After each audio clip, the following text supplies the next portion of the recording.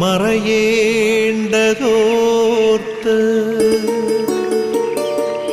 ചന്ദ്രനക്ഷത്രാദികൾ വിതുമ്പുമ്പോൾ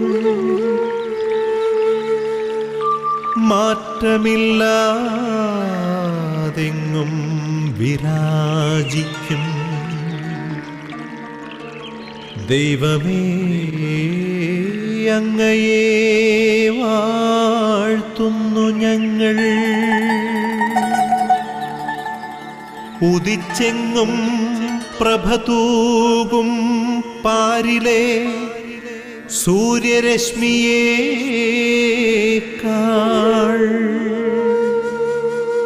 പ്രശോഭിച്ചെന്നും പ്രസാദമേകുന്ന ദൈവമേ, അങ്ങേ മഹിമാവെത്ര മനോജ്ഞം. ഈശോ മിശിഹായ്ക്കും സ്തുതിയായിരിക്കട്ടെ.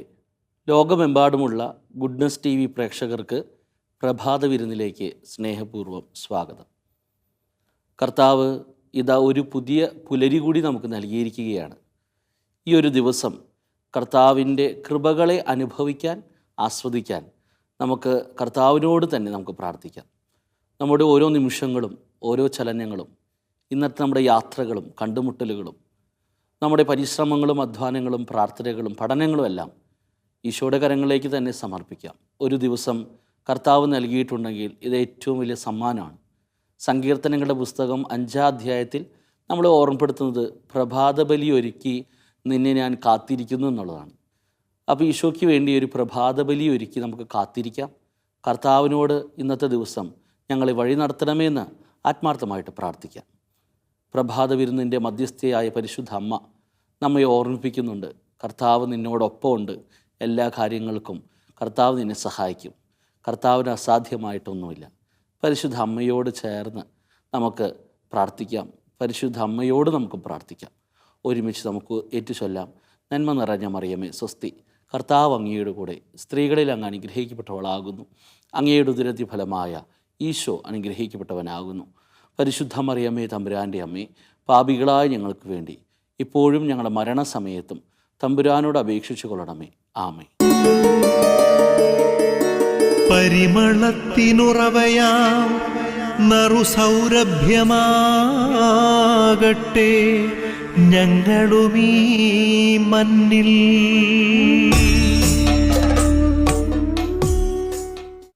ഇന്ന് നമ്മൾ വായിക്കാൻ പോകുന്ന അല്ലെങ്കിൽ വിചിന്തനം ചെയ്യുന്ന സുവിശേഷ ഭാഗമാണ് വിശുദ്ധ ലൂക്ക അറിയിച്ച സുവിശേഷം 12-ാം അധ്യായം 22 മുതലുള്ള തിരുവചനങ്ങൾ. വീണ്ടും അവൻ ശിഷ്യരോട് അരുൾ ചെയ്തു, അതിനാൽ ഞാൻ നിങ്ങളോട് പറയുന്നു, എന്തു ഭക്ഷിക്കും എന്ന് ജീവനെ പറ്റിയോ എന്തു ധരിക്കും എന്ന് ശരീരത്തെ പറ്റിയോ നിങ്ങൾ ആകുലരാകേണ്ട.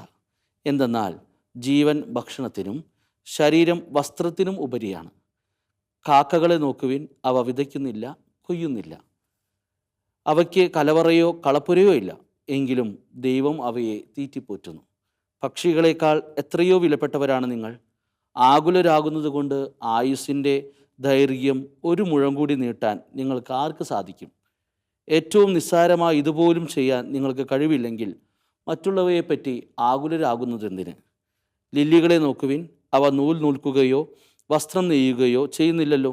എങ്കിലും ഞാൻ നിങ്ങളോട് പറയുന്നു, സോളമൻ പോലും അവൻ്റെ സർവ്വമഹത്വത്തിലും അവയിൽ ഒന്നിനെപ്പോലെ അലങ്കൃതനായിരുന്നില്ല. ഇന്നുള്ളതും നാളെ തീയിലെറിയപ്പെടുന്നതുമായ വയലിലെ പുല്ലിനെ ദൈവം ഇത്രമാത്രം അണിയിക്കുന്നുവെങ്കിൽ അല്പവിശ്വാസികളെ, നിങ്ങളെ എത്രയധികം അണിയിക്കുകയില്ല. എന്തു തിന്നുമെന്ന് എന്തു കുടിക്കുമെന്നോ അന്വേഷിക്കേണ്ട, ആകുലചിത്തരാവുകയും വേണ്ട. ഈ ലോകത്തിൻ്റെ ജനതകളാണ് ഇതെല്ലാം അന്വേഷിക്കുന്നത്. നിങ്ങൾക്ക് ഇതെല്ലാം ആവശ്യമാണെന്ന് നിങ്ങളുടെ പിതാവിനറിയാം. നിങ്ങൾ അവിടുത്തെ രാജ്യം അന്വേഷിക്കുവിൻ, ഇവയെല്ലാം അതോടൊപ്പം നിങ്ങൾക്ക് ലഭിക്കും. വിശുദ്ധ ലൂക്കായിലൂടെ കർത്താവ് നമ്മളെ ഓർമ്മിപ്പിക്കുന്നൊരു കാര്യം ദൈവപരിപാലനയിൽ ആശ്രയിക്കുക എന്നുള്ളതാണ്. ഈ സുവിശേഷ ഭാഗത്തിൻ്റെ തലക്കെട്ട് തന്നെ അങ്ങനെയാണ്, ദൈവപരിപാലനയിൽ ആശ്രയം. അപ്പോൾ ഇന്നത്തെ ദിവസം പ്രത്യേകമായിട്ട് ദൈവപരിപാലനയിലുള്ള ആശ്രയത്വത്തെക്കുറിച്ച് നമ്മൾ അല്പനേരം വിചിന്തനം ചെയ്യുകയാണ്. ഇന്നേ ദിവസം പ്രത്യേകമായിട്ട് എല്ലാ രോഗികൾക്ക് വേണ്ടി നമ്മൾ നിയോഗം എടുത്ത് പ്രാർത്ഥിക്കുകയാണ്. ഇന്ന് രോഗാവസ്ഥയിലായിരിക്കുന്ന ആശുപത്രികളിലും ഭവനങ്ങളിലൊക്കെ കഴിയുന്ന രോഗികളുണ്ട്. അതോടൊപ്പം തന്നെ അവരെ ശുശ്രൂഷിക്കുന്നവരുണ്ട്.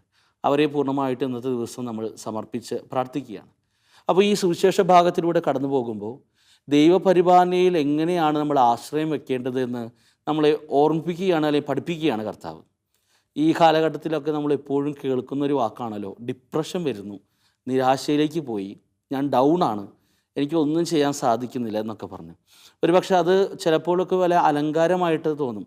ചെറിയ വിഷമങ്ങൾ പോലും വലിയ ഡിപ്രഷനിലേക്കൊക്കെ കൊണ്ടുപോകുന്ന, അല്ലെങ്കിൽ അത്രയും കട്ടിയായ വാക്കുകളെ നെഞ്ചിലേറ്റ് ചേർത്ത് വെച്ചുകൊണ്ട് അങ്ങനെ എൻ്റെ ജീവിതത്തെ വഴിതിരിക്കാനായിട്ട് പരിശ്രമിക്കുന്ന ഒരു കാലഘട്ടമാണ്. ഈ ദിവസത്തിലെ ന്യൂസ് പേപ്പറുകളിലൊക്കെ നമ്മൾ കണ്ണോടിക്കുമ്പോൾ വളരെ ചെറുപ്പക്കാരായ, അല്ലെങ്കിൽ സ്കൂൾ വിദ്യാർത്ഥിനികൾ, അല്ലെങ്കിൽ കുറച്ചും കൂടി മുതിർന്നവർ, അവരൊക്കെ ജീവിതത്തെ എങ്ങനെ സമീപിക്കണമെന്നൊന്നും പോലും അറിയാതെ ഒരുപക്ഷെ ജീവനൊക്കെ വെടിഞ്ഞു പോകുന്ന അവസ്ഥകളൊക്കെ കാണാറുണ്ട്. ഒരുപക്ഷെ പരീക്ഷയിൽ മാർക്ക് കുറഞ്ഞതിൻ്റെ പേരിൽ, അല്ലെങ്കിൽ മൊബൈൽ ഗെയിമുകൾ അഡിക്ഷൻ വന്നതിൻ്റെ പേരിൽ, അല്ലെങ്കിൽ പേരൻസ്, മാതാപിതാക്കൾ, ടീച്ചേഴ്സൊക്കെ ശകാരിച്ചതിൻ്റെ പേരിലൊക്കെ അവർക്ക് പെട്ടെന്ന് നിരാശ വരികയാണ്. ആ നിരാശ വന്നു കഴിഞ്ഞാൽ അതിനെ എങ്ങനെയാണ് മറികടക്കുക എന്നറിയാതെ ജീവൻ പോലും കളയുന്നൊരു അവസ്ഥയിലേക്ക് എത്തിയിരിക്കുകയാണ് ഇന്നത്തെ യുവതലമുറകൾ. അതുമാത്രമല്ല, മുതിർന്നവരാണെങ്കിൽ പോലും പലപ്പോഴും ഈ പെട്ടെന്നുള്ള ഒരു വെല്ലുവിളികളെ നേരിടാൻ മനസ്സിനെ പാകപ്പെടുത്താൻ സാധിക്കാത്ത വിധം ഒരുപക്ഷെ ജീവിതം തന്നെ അവസാനിപ്പിക്കുന്ന രീതിയിലേക്ക് എത്തുന്ന വാർത്തകളും വളരെ വിരളമല്ല. അതുകൊണ്ട് കർത്താവ് നമ്മളെ ഓർമ്മപ്പെടുത്തുന്ന വളരെ ആശ്വാസകരമായൊരു സുവിശേഷ ഭാഗമാണെന്ന്. ദൈവപരിപാലനയിൽ നീ ആശ്രയം വയ്ക്കുക, എല്ലാം കാര്യം കർത്താവിന് നോക്കി കാണാനായിട്ട് സാധിക്കും. കർത്താവ് നമ്മളെ ഓർമ്മിപ്പിക്കുന്ന ജെറമ്യ പ്രവാചകൻ്റെ പുസ്തകത്തിൽ 57-ാം അധ്യായം 11-ാം വാക്യത്തിൽ ഓർമ്മിപ്പിക്കുന്നത്, കർത്താവ് നിങ്ങളെ നയിക്കും, മരുഭൂമിയിലും നിനക്ക് സമൃദ്ധി ഉണ്ടാകും, നിൻ്റെ അസ്ഥികൾ ബലപ്പെടുത്തും, നിന്നെ വലിയൊരു പൂന്തോട്ടമാക്കി മാറ്റും, വറ്റാത്ത നീരുറവയായിട്ട് മാറ്റുമെന്ന് കർത്താവ് നമുക്ക് വാക്ക് നൽകുന്നു. അതുകൊണ്ട് ദൈവത്തിൻ്റെ പരിപാലനയിൽ ആശ്രയിക്കുക എന്ന് പറയുന്നത് വളരെ പ്രധാനപ്പെട്ട ഒരു കാര്യമാണ്. നമ്മുടെ ജീവിതത്തിൽ എന്തൊക്കെ നേടിയാലും, എന്തൊക്കെ നമുക്ക് നേടാൻ പരിശ്രമിച്ചാലും, ദൈവപരിപാലനയിൽ ആശ്രയമില്ലാത്തൊരു മനുഷ്യന് ഒരു പോയിൻ്റ് ഓഫ് വ്യൂവിലെത്തുമ്പോൾ, അല്ലെങ്കിൽ ഒരു സ്ഥലത്ത്, അല്ലെങ്കിൽ ജീവിതത്തിൻ്റെ ഒരു നിർണായക ഘട്ടത്തിലെത്തുമ്പോൾ അവിടെ പെട്ടെന്ന് സമസ്യ, ഒരു ചോദ്യചിഹ്നം അവൻ്റെ മനസ്സിലേക്ക് കടന്നു വരും. ഇനി എങ്ങനെയാണ് മുന്നോട്ട് പോവുക, ഇനി എന്താണ് ചെയ്യുക എന്നൊക്കെ പറഞ്ഞത്. അതുകൊണ്ട് കർത്താവ് നിന്നെ എന്നെയൊക്കെ ഇന്ന് ഓർമ്മിപ്പിക്കുന്ന ഒരു കാര്യം, ദൈവം കാണുന്നുണ്ട് മോനെ, ദൈവം കാണുന്നുണ്ട് മോളെ, നിൻ്റെ എല്ലാ കാര്യങ്ങളും കർത്താവിനറിയാം. നീ ഒറ്റ കാര്യം മാത്രം ചെയ്താൽ മതി, കർത്താവിലൊന്ന് ആശ്രയിക്കുക. കർത്താവ് സുവിശേഷത്തിലൂടെ ഓർമ്മിപ്പിക്കുന്നത്, ഈ പറവകളൊക്കെ ഇങ്ങനെ പറന്ന് എത്ര മനോഹരമായിട്ട് നടക്കുന്നു, അല്ലെങ്കിൽ ഗാർഡനിലേക്ക്, പൂന്തോട്ടത്തിലേക്ക് നോക്കിയാൽ പൂക്കളൊക്കെ എത്ര മനോഹരമായിട്ട് വിടർന്ന് നിൽക്കുന്നത്. ഈ മനോഹാരിത ഈ ലോകത്തിലെ ഒരു മനുഷ്യനും, ഈ മിസ് വേൾഡ് ആയാലും മിസ് ഇന്ത്യ ആയാലും അവർക്ക് പോലും ലഭിക്കാത്ത അത്രയും സൗന്ദര്യം ഈ പൂക്കൾക്കൊക്കെ ലഭിക്കുന്നുണ്ട്. ഇന്ന് അത് പൂവിടർന്നു നിന്ന് നാളെ വാടിപ്പോകാനുള്ളതാണ്. അപ്പോൾ വളരെ നൈമിഷികമായ ഒരു ജീവിതത്തിൽ ഇത്രയും മനോഹരമായി കർത്താവിനെ ഒരുക്കാൻ സാധിക്കുമെങ്കിൽ നിന്നെ എന്നെയൊക്കെ കർത്താവ് എത്രമാത്രം പരിപാലിക്കുന്നുണ്ടെന്ന് ഓർക്കുന്നത് നല്ലതല്ലേ എന്നാണ് ഈശോ നമ്മളെ ഓർമ്മിപ്പിക്കുന്നത്. പലപ്പോഴും നമ്മൾ വിട്ടുപോകുന്ന ഒരു പ്രധാനപ്പെട്ട ഒരു ഘടകം അതാണല്ലോ, കർത്താവ് എന്നെ കാണുന്നുണ്ട്, എന്നെ പരിപാലിക്കുന്നുണ്ടെന്നുള്ളത്. ആ പരിപാലന വിട്ടുപോകുമ്പോഴാണ്, അല്ലെങ്കിൽ ആ ദൈവപരിപാലന ആശ്രയത്തിലേക്ക് നമുക്ക് വളരാൻ സാധിക്കാത്തപ്പോഴാണ് പലപ്പോഴും പല കൂടാരങ്ങളിലേക്കൊക്കെ നമ്മൾ പോകുന്നത്.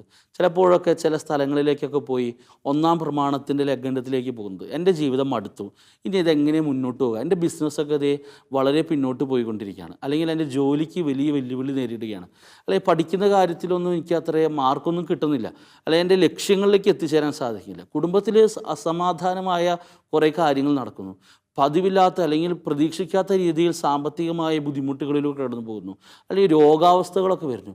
അപ്പം ഞാൻ എങ്ങനെയാണ് ദൈവത്തിൽ ആശ്രയിക്കുക, അല്ലെങ്കിൽ എങ്ങനെയാണ് ദൈവത്തിൽ ആശ്രയിക്കാൻ എനിക്ക് സാധിക്കുക എന്നൊക്കെയുള്ളൊരു ചിന്ത ഒരു പക്ഷേ നമ്മുടെ മനസ്സിലേക്കൊക്കെ പെട്ടെന്ന് കടന്നു വരാം. ഒരു ഉദാഹരണം ഉണ്ടല്ലോ, നമ്മുടെ ഇടയിൽ, നമ്മൾ കേരളത്തിൽ ജീവിച്ച് മരണപ്പെട്ടു പോയ പ്രിയപ്പെട്ട ഒരു പെൺകുട്ടിയാണല്ലോ അജ്ന. അവളുടെ ക്യാൻസർ കാലഘട്ടത്തിൽ, ക്യാൻസറിൻ്റെ വളരെ മൂർധന്യാവസ്ഥയിൽ വിശുദ്ധ കുർബാന സ്വീകരിക്കാൻ ഒരിക്കലും മുടങ്ങാത്ത അജ്ന, അവൾ ദൈവത്തിൽ ആശ്രയിച്ചുകൊണ്ട് ഒരു പുഞ്ചിരിയോടുകൂടിയാണ് എല്ലാ വെല്ലുവിളികളും നേരിട്ടതെന്ന് പറയുക. അവളുടെ കൂട്ടുകാരും അവളുടെ ബന്ധുക്കളും മാതാപിതാക്കളൊക്കെ സാക്ഷ്യപ്പെടുത്തുന്നത് അത് തന്നെയാണ്. അജ്ന എപ്പോഴും ദൈവത്തിൽ ആശ്രയിച്ചു. അവൾ എപ്പോഴും കൂട്ടുകാരോട് പറയുന്ന ഒരു കാര്യം ഇതായിരുന്നു, ദൈവസ്നേഹം നമ്മൾ അനുഭവിച്ചിട്ടുണ്ടെങ്കിൽ ആ ദൈവസ്നേഹത്തെ കൊടുക്കാൻ നമുക്ക് സാധിക്കണം. അങ്ങനെ നമുക്ക് കൊടുക്കാൻ സാധിക്കണമെങ്കിൽ നമ്മൾ ദൈവത്തെ തന്നെ ആശ്രയിക്കണം. അപ്പോൾ അജ്ന നമ്മളെ ഓർമ്മപ്പെടുത്തുന്ന ഒരു കാര്യമുണ്ട്, ദൈവം നിൻ്റെ എൻ്റെ ജീവിതത്തിലൊക്കെ ഏത് ഘട്ടത്തിലാണെങ്കിലും ഇടപെടും. ആ ഇടപെടൽ എന്ന് പറയുന്നത് നമ്മെ സ്വർഗത്തിലേക്ക് കൊണ്ടുപോകാനുള്ള ഇടപെടലാണ്. അതുകൊണ്ടാണല്ലോ ഈശോ തന്നെ ആ 72 ശിഷ്യന്മാർ വളരെ മനോഹരമായിട്ട് തങ്ങളുടെ ദൗത്യമൊക്കെ പൂർത്തീകരിച്ച് ഈശോയുടെ അടുത്ത് വന്ന് പറയുകയാണ്, പിശാചികളെ ഞാൻ പുറത്താക്കി, അല്ലെങ്കിൽ രോഗിയെ സുഖപ്പെടുത്തി എന്നൊക്കെ പറയുമ്പോൾ ഈശോ അവരോട് പറയുന്നു, ഇതിനെക്കുറിച്ച് ഒന്നും ഓർത്ത് നിങ്ങൾ സന്തോഷിക്കേണ്ട. നിങ്ങൾ സന്തോഷിക്കേണ്ട ഒരു കാര്യമുള്ളൂ, നിങ്ങളുടെ പേരുകൾ സ്വർഗത്തിൽ എഴുതപ്പെട്ടിരിക്കുന്നു എന്നോർത്ത് സന്തോഷിക്കുക. അപ്പം അങ്ങനെ സന്തോഷം ഉള്ളിൽ നിന്ന് വരണമെങ്കിൽ, അല്ലെങ്കിൽ യഥാർത്ഥത്തിൽ നമ്മൾക്കൊരു സന്തോഷം അനുഭവിക്കണമെങ്കിൽ, ആനന്ദം അനുഭവിക്കണമെങ്കിൽ, അത് ദൈവപരിപാലന ആശ്രയത്തിലൂടെ മാത്രമേ സാധിക്കുള്ളൂ. പരിശുദ്ധ അമ്മയുടെ ജീവിതം നോക്കിയേ. പരിശുദ്ധ അമ്മ സഹനങ്ങളിലെ വഴിയിലൂടെ നടന്നു പോയ ഒരു പെൺകുട്ടിയാണ്, ഒരു അമ്മയാണെന്നൊക്കെ നമ്മൾ പറയും. പക്ഷേ പരിശുദ്ധ അമ്മ എപ്പോഴും ഹാപ്പിയായിരുന്നു, എപ്പോഴും ആനന്ദം അനുഭവിച്ച ഒരു സ്ത്രീയായിരുന്നു. കാരണം എന്തുകൊണ്ടാണ്? പരിശുദ്ധ അമ്മയ്ക്ക് അറിയാമായിരുന്നു ദൈവം അവളുടെ ജീവിതത്തിലേക്ക് മാറ്റിവെച്ച കാര്യങ്ങളൊക്കെ അവളുടെ ജീവിതത്തിൻ്റെ നന്മയ്ക്കും വിജയത്തിനും ആയിട്ടുള്ള കാര്യങ്ങളാണെന്നുള്ളത്. അപ്പോൾ നമ്മൾ ആഗ്രഹിച്ച് കിട്ടുന്ന പലതിനും നമുക്ക് സന്തോഷം നൽകാൻ സാധിക്കില്ല. പക്ഷേ കർത്താവ് നൽകുന്ന എല്ലാത്തിനും നമുക്ക് സന്തോഷം അനുഭവിക്കാനായിട്ട് സാധിക്കും. അങ്ങനെ കർത്താവ് നൽകുന്ന എല്ലാം സ്വീകരിക്കണമെങ്കിൽ, അല്ലെങ്കിൽ കർത്താവാണ് ഇതെനിക്ക് നൽകിയിരിക്കുന്നതെന്ന് തിരിച്ചറിയണമെങ്കിൽ, അജനയെ പോലെ അല്ലെങ്കിൽ മറ്റു വിശുദ്ധരെ പോലെ, അല്ലെങ്കിൽ ചിലപ്പോഴൊക്കെ നമ്മുടെ അയൽവക്കത്തൊക്കെ നമ്മൾ ഒരുപാട് വ്യക്തികൾ കണ്ടുമുട്ടുന്നതാണ്. കർത്താവ് അവർക്ക് നൽകുന്ന കാര്യത്തെ പൂർണ്ണ ഹൃദയത്തോടെ സ്വീകരിക്കാൻ അവർ തയ്യാറാണ്, അതിലവർ സന്തോഷം കണ്ടെത്തും. അപ്പോൾ ആ സന്തോഷം കണ്ടെത്തണമെങ്കിൽ ദൈവത്തെ ആശ്രയിക്കാനായിട്ട് നമ്മുടെ ഹൃദയങ്ങൾ ഒരുക്കണം. അപ്പോൾ ഇന്നത്തെ ദിവസം ഒന്ന് പ്രത്യേകിച്ച് നമ്മുടെ എല്ലാ യാത്രകളിലും, അല്ലെങ്കിൽ നമ്മളുടെ പരിശ്രമം, ജോലികൾ, നമ്മുടെ പഠനം, ഈ കാര്യങ്ങളിലൊക്കെ നമ്മൾ ഇന്ന് വ്യാപൃതരാണ്. നമ്മൾ തിരക്കുകളുള്ള ജീവിതത്തിലേക്ക് പ്രവേശിക്കാൻ പോവുകയാണ്. അപ്പോൾ നമ്മൾ മനസ്സിൽ എപ്പോഴും വെക്കേണ്ട ഒരു സുഹൃത ജപം, കർത്താവേ ദൈവപരിപാലനയിൽ ആശ്രയിക്കാൻ എന്നെ പഠിപ്പിക്കണമേ എന്നെപ്പോഴും പ്രാർത്ഥിക്കുക. ഒരു പക്ഷേ ഇന്ന് പെട്ടെന്നൊരു ഫ്രസ്ട്രേഷൻ വരാം, പെട്ടെന്നൊരു നിരാശ, പെട്ടെന്നൊരു നമ്മുടെ ജീവിതത്തിൻ്റെ, അല്ലെങ്കിൽ ഇന്നത്തെ ജീവിതത്തിൻ്റെ ഒരു പെട്ടെന്നൊരു വെല്ലുവിളി കടന്നു വരികയാണ്. ആ സമയത്ത് പ്രത്യേകിച്ച് ലൂക്കാ സുവിശേഷം ഈ 12-ാം അധ്യായം 22 മുതലുള്ള വചനങ്ങളെ നമ്മുടെ ഹൃദയത്തിൽ സംഗ്രഹിക്കാം. ദൈവപരിപാലനയിൽ ആശ്രയിക്കുക. കർത്താവ് ലില്ലി പുഷ്പത്തെ അത്രമാത്രം അലങ്കരിക്കുന്ന പോലെ നിൻ്റെ ജീവിതത്തെയും കർത്താവ് അത്രമാത്രം അലങ്കരിക്കും. നീ എന്ത് കുടിക്കുന്നോ, നീ എന്ത് ഭക്ഷിക്കുന്നോ എന്നും കുറച്ച് ഓർത്ത് നീ വ്യാകുലപ്പെടേണ്ട. പക്ഷേ നിൻ്റെ ഹൃദയം, നിൻ്റെ ജീവിതം, നിൻ്റെ ആത്മാവ് സ്വർഗത്തിലേക്ക് എത്തണം എന്ന് ആഗ്രഹിക്കുക മാത്രം ചെയ്യുക. അതുകൊണ്ടാണ് ഫ്രാൻസിസ് സേവ്യർ പുണ്യാളൻ്റെ ജീവിതത്തെ മാറ്റിമറിച്ച ദൈവവചനം ഇതാണെന്ന് പറയുന്നത്, ഈ ലോകം മുഴുവൻ നേടിയാലും നിൻ്റെ ആത്മാവ് നഷ്ടപ്പെട്ട നിനക്ക് എന്താ പ്രയോജനമാണ്? അതുകൊണ്ട് ഈ ലോകം മുഴുവൻ നേടാനുള്ള വ്യഗ്രതയിലാണ് നമ്മളൊക്കെ പോകുന്നത്. നമുക്ക് ജീവിക്കണമെങ്കിൽ പണം വേണം, നമുക്ക് ജീവിതത്തെ മുന്നോട്ട് കൊണ്ടുപോകണമെങ്കിൽ ഞങ്ങൾ സ്വപ്നങ്ങളെ സാക്ഷാത്കരിക്കണം, ഇതൊക്കെ നമുക്ക് അത്യാവശ്യമാണ്. പക്ഷേ ഇതൊക്കെ നേടിയിട്ടും നമ്മുടെ ആത്മാവിനെ നഷ്ടപ്പെടുത്താനായിട്ട് ഇടവരുതരുതേ എന്ന് കർത്താവ് നമ്മളെ ഓർമ്മിപ്പിക്കുന്നുണ്ട്. ആത്മാവിനെ നഷ്ടപ്പെടാതിരിക്കാൻ വേണ്ടി നമുക്ക് ഇന്നത്തെ ദിവസം പ്രത്യേകമായിട്ട് ദൈവാശ്രയ ബോധത്തിലേക്ക് ഒരു പടിയും കൂടി ഞങ്ങളെ വളർത്തണമേ. ഞങ്ങളുടെ ജീവിതത്തിൽ കൃത്യമായൊരു പദ്ധതി നീ ഒരുക്കിയിട്ടുണ്ട്. നീ ഞങ്ങൾ പ്രവാചകനിലൂടെ ഓർമ്മപ്പെടുത്തുന്നത് ദൈവം നിനക്ക് വേണ്ടി ഒരു പദ്ധതി ഒരുക്കിയിട്ടുണ്ട്. അത് നിൻ്റെ നാശത്തിനല്ല, നിൻ്റെ ക്ഷേമത്തിന് വേണ്ടിയുള്ള പദ്ധതിയാണ് എന്ന് കർത്താവ് നമ്മൾ ഓർമ്മപ്പെടുത്തുന്നത്. ആ വചനത്തെ സംഗ്രഹിച്ചുകൊണ്ട് പരിശുദ്ധ അമ്മയെ പോലെ ജീവിക്കാൻ നമുക്ക് ഇന്നത്തെ ദിവസം സാധിക്കണമേ എന്ന് നമുക്ക് പ്രത്യേകിച്ച് പ്രാർത്ഥിക്കാം. ജെറമ്യാ പ്രവാചകൻ്റെ പുസ്തകം 59-ാം അധ്യായം 1-ാം വാക്യത്തിൽ ഓർമ്മപ്പെടുത്തുന്നതാണ്, കർത്താവിൻ്റെ കാര്യമൊന്നും കുറുകി പോയിട്ടില്ല, കർത്താവിൻ്റെ കാതുകളൊന്നും മന്ദീഭവിച്ചിട്ടില്ല, എല്ലാം കർത്താവ് അറിയുന്നുണ്ട്, കേൾക്കുന്നുണ്ട്. നീ കർത്താവിനോട് ചേർന്ന് നിന്നാൽ മാത്രം മതി. യാക്കോബ് ശ്ലീഹായുടെ ലേഖനം 4-ാം അധ്യായം 8-ാം വാക്യം ഓർമ്മിപ്പിക്കുന്ന പോലെ കർത്താവിനോട് ചേർന്നിരിക്കുക, അവിടുന്ന് നിങ്ങളോടും ചേർന്നിരിക്കും. അതുകൊണ്ട് ഇന്നത്തെ ദിവസം കർത്താവിനോട് ചേർന്നിരിക്കാൻ, കർത്താവിനെ നമ്മുടെ ജീവിതത്തെ മുഴുവൻ കൊടുത്തുകൊണ്ട് കർത്താവിൽ പൂർണ്ണമായി ആശ്രമിക്കാൻ പരിശ്രമിക്കാം. ദൈവം അതിന് നമ്മളെ സഹായിക്കും. പരിശുദ്ധാത്മാവ് നമ്മളതിനെ സഹായിക്കും. സകല വിശുദ്ധർ നമ്മളതിനെ സഹായിക്കും. നമുക്ക് തീക്ഷ്ണമായിട്ട് ഇന്നത്തെ ദിവസം ദൈവാശ്രയ ബോധത്തിൽ വളരാനായിട്ട് പ്രത്യേകമായിട്ട് പരിശ്രമിക്കാം. പിതാവേ, സ്നേഹാഗ്നിയാൽ ജ്വലിക്കട്ടെ മക്കളാ ഞങ്ങളെല്ലാം.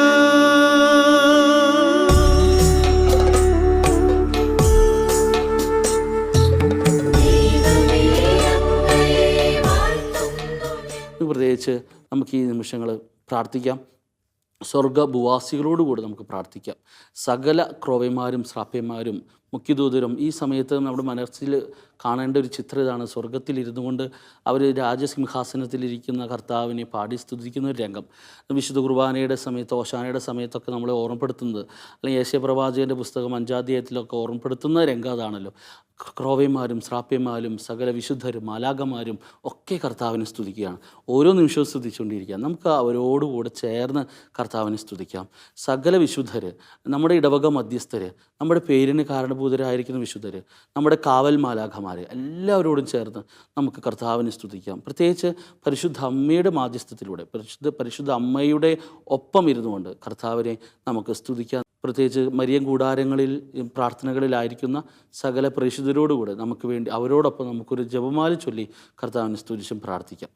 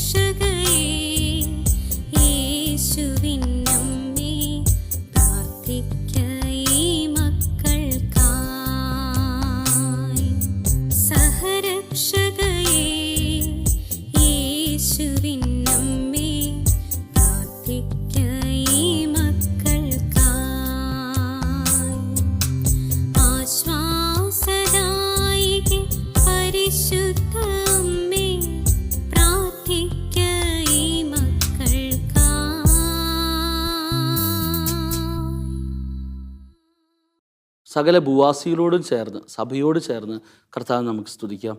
പരിശുദ്ധ പിതാവ് ഫ്രാൻസിസ് പാപ്പായോടുകൂടെ, സകല കർദിനാൾമാരോടുകൂടെ, മെത്രാന്മാരോടുകൂടെ, മെത്രാപോലിത്തമാരോടുകൂടെ, സകല വൈദികരോടുകൂടെ, സന്യസ്തരോടുകൂടെ, അൽമായ പ്രേക്ഷിതരോടുകൂടെ, പ്രത്യേകിച്ച് സുവിശേഷം മറ്റുള്ളവർക്ക് കൊടുക്കാനായിട്ട് യാത്രകളിലായിരിക്കുന്ന അല്ലെങ്കിൽ വചനപ്രഘോഷണത്തിലായിരിക്കുന്ന എല്ലാവരോടും ചേർന്ന്, മരിയ കൂടാരങ്ങളിലിരുന്ന് ഓരോരുത്തർക്കും വേണ്ടി മാധ്യസ്ഥം വഹിക്കുന്നവരോട് ചേർന്ന് നിന്നുകൊണ്ട് നമുക്ക് പ്രത്യേകിച്ച് ഈശോയോട് പ്രാർത്ഥിക്കാം, കർത്താവായ യേശുക്രിസ്തുവിനോട് പ്രാർത്ഥിക്കാം. ഇന്നത്തെ ദിവസം ദൈവപരിപാലനയിൽ ഞങ്ങളെ വളർത്തണമേ, കുറേയും കൂടി ദൈവസ്നേഹത്തിൽ വളർത്തണമെന്ന് തീക്ഷ്ണമായിട്ട് നമുക്ക് പ്രാർത്ഥിക്കാം. നമുക്ക് പ്രത്യേകമായിട്ട് കർത്താവിൻ്റെ ആശീർവാദം സ്വീകരിക്കാം. നമ്മുടെ കർത്താവ് യേശു മിശിഹായുടെ കൃപയും പിതാവായ ദൈവത്തിൻ്റെ സ്നേഹവും പരിശുദ്ധാത്മാവിൻ്റെ സഹവാസവും നിങ്ങളെല്ലാവരുടെയും കൂടി ഉണ്ടായിരിക്കട്ടെ, ഇപ്പോഴും എപ്പോഴും എന്നേക്കും. ആമേൻ. ഈശോ മിശിഹായ്ക്കും സ്തുതിയായിരിക്കട്ടെ. മരിയ കൂടാരങ്ങളായിരിക്കുന്ന നമ്മുടെ പ്രിയപ്പെട്ട പ്രേക്ഷിതരോടുകൂടെ നമുക്ക് ഇന്നേ ദിവസം ഒരു ജപമാല ചൊല്ലി പ്രാർത്ഥിക്കാം. എല്ലാവർക്കും ശുഭദിനം.